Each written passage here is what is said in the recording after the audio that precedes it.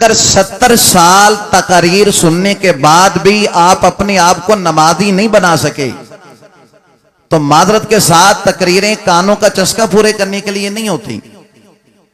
اگر اتنا عرصہ علماء کی صحبتیں اٹینڈ کرنے کے بعد آپ جھوٹ کی عادت نہیں چھوڑ سکے تو بھائی آپ نے میلاد سے پھر کیا انقلاب اپنے اندر پیدا کیا؟ آپ نے اپنے اندر کون سی تبدیلی کو پیدا کیا؟ اگر آپ فراڈ کی، دھوکے کی، خیانت کی، وعدہ خلافی کی عادت نہیں چھوڑ پائے تو میلاد پھر صرف جھنڈے اٹھانے کا نام نہیں ہے، میلاد پھر اس چیز کا نام نہیں ہے کہ آپ صرف لنگر پکا لیں تو رسول اللہ خوش ہو جائیں گے۔ آقا ضرور اس بات سے خوش ہوتے ہیں لیکن صرف اپنے دل کو خوش نہ کریں، خوش اس بات کی ہے میلاد کا مہینہ اب ختم ہونے کے قریب ہے، جب میلاد کا مہینہ ختم ہو جائے آپ 5 وقت کے نمازی بن جائے۔ یہ ہے اصل، اس لیے کہ کریم محبوب کا جب میلاد ہوا تو کائنات میں انقلاب برپا ہوا۔ حضور جب تشریف لائے، بھائی یہ رشتے پہلے سے موجود نہیں تھے، ماں کا رشتہ حضور کے آنے سے پہلے بھی تھا، باپ کا رشتہ حضور کے آنے سے پہلے بھی تھا، بیٹی کا رشتہ حضور کے آنے سے پہلے بھی تھا، بھائی کا رشتہ، بہن کا رشتہ، یہ سارے رشتے موجود تھے۔ تو حضور کے آنے سے کیا ہوا؟ حضور کے آنے سے انقلاب برپا ہوا کہ وہ ماں باپ جن کو منڈیوں میں بیچا جاتا تھا، کریم محبوب آئے تو آ کر انقلاب یہ برپا کیا، فرمایا انہیں منڈیوں میں نہ بیچو، ان کا چہرہ محبت سے دیکھو، رب مقبول حج کا ثواب عطا فرمائے گا۔ کائنات میں انقلاب برپا ہوا مصطفیٰ کے میلاد سے، آقا آئے تو کائنات میں انقلاب برپا ہو گیا۔ بھائی بیٹی کا رشتہ پہلے سے موجود تھا لیکن ان بچیوں کو زندہ دفن کیا جاتا تھا۔ قرآن گواہ ہے وَإِذَا بُشِّرَ أَحَدُهُمْ بِالْأُنْثَى ظَلَّ وَجْهُهُ مُسْوَدًّا وَهُوَ كَظِيمٌ، جب انہیں بیٹی کی خوشخبری سنائی جاتی چہرے ان کے سیاہ ہو جاتے، وہ اتنا بیٹی کو نحوست والا سمجھتے۔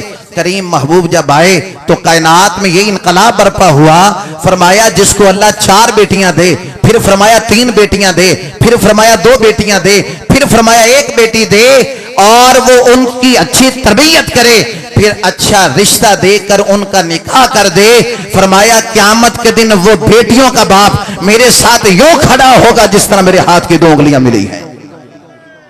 بھائی میلاد انقلاب کا نام ہے۔ میلاد آج اگر بیٹی کی آپ کو خوشخبری سنائی جائے کہ اللہ نے آپ کو بیٹی دی ہے اور آپ کا چہرہ بھی مرجھا جائے تو بھائی پھر میلاد کو آپ نے کیا سمجھا؟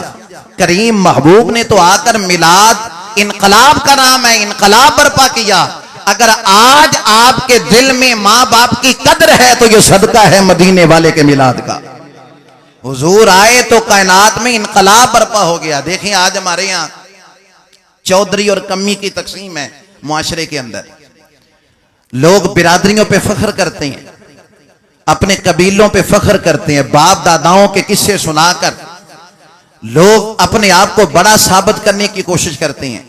لیکن کریم محبوب جب تشریف لائے تو میلاد چونکہ انقلاب کا نام ہے، اگر آپ کے اندر آج بھی برادری کا کیڑا موجود ہے تو بھائی پھر میلاد کو آپ نے میلاد نہیں سمجھا، آپ نے فقط جھنڈے لگانے کو میلاد سمجھ لیا۔ کریم محبوب کا میلاد انقلاب کا نام ہے۔ آج اگر آپ کے سامنے گاؤں کا جوتے گانٹھنے والا آدمی جس کو موچی کہا جاتا ہے، آپ کے دل میں آج بھی اگر اس کی قدر موجود ہے تو آپ نے میلاد کو انقلاب سمجھا۔ اگر آپ کے دل میں آج بھی وہ حقیر ہے تو معذرت کے ساتھ پھر آپ نے میلاد کو کیا سمجھا کہ میلاد کس چیز کا نام ہے؟ میلاد کائنات میں انقلاب برپا کرنے کا نام ہے۔ اگر چودھری کمی کی تقسیم ختم ہو جائے اور جس طرح نماز کی حالت میں چودھری کمی جتنی بھی یہ تقسیمات ہم نے کی ہیں یہ اکٹھے کھڑے ہو کر کندھے سے کندھا ملا کر جس طرح نماز کی حالت میں کھڑے ہوتے ہیں، اگر مسجد سے باہر بھی یہی رجحان بن جائے گا تو سمجھ لیں میلاد انقلاب برپا کر گیا ہے۔ لیکن اگر آپ کے ذہن میں آج بھی وہی چیز موجود ہے جو زمانہ جاہلیت میں لوگ اپنے آباء و اجداد کے کارناموں پہ فخر کرتے تھے، وہ چیز ہے تو معذرت کے ساتھ آپ اس چیز کو سمجھ لیجئے۔ ہو سکتا ہے اگلی دفعہ ہماری زندگی میں میلاد شریف کا مہینہ نہ ہو، اسی سال اسی مہینے تہیہ کر لیں کہ اب یہ جو میلاد میری زندگی میں آیا میں نے اپنے آپ کو تبدیل کرنا ہے، کیونکہ حضور آئے ہیں کائنات کو تبدیل کرنے کے لیے۔